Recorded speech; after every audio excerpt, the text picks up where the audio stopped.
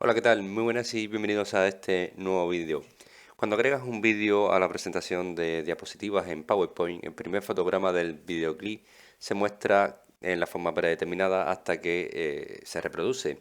Sin embargo, si estás interesado en cambiar la miniatura de este vídeo, puedes hacerlo. Por eso en este pequeño tutorial vamos a ver cómo podemos establecer la imagen vista previa para un vídeo en PowerPoint. Es decir, vamos a ver cómo podemos establecer una vista previa o una miniatura, ¿no? Como normalmente se le conoce, en PowerPoint a un vídeo. Vamos a entrar a esta presentación en blanco que tenemos, vamos a insertar un vídeo, vamos a elegir un vídeo que tenemos aquí local.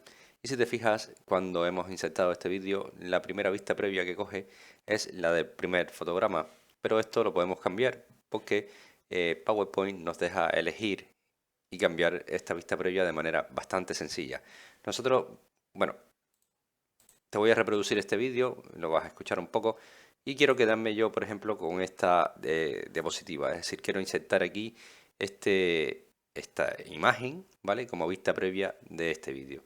Lo que vamos a hacer es dirigirnos aquí donde mismo estamos, en el formato de vídeo, después en el apartado de ajustar, vas a ver que tienes el fotograma inicial. Vas a hacer un clic sobre este desplegable y encontrarás este submenú en el cual tienes que hacer clic en fotograma actual.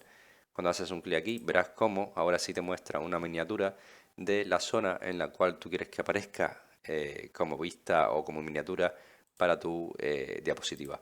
De esta manera es como podemos establecer las imágenes de vista previa para un vídeo en PowerPoint. Espero que este vídeo te haya gustado, te haya ayudado. Si es así, como siempre te digo, te invito a que me dejes tu like, suscríbete a nuestro canal y por supuesto nos vemos en un siguiente vídeo.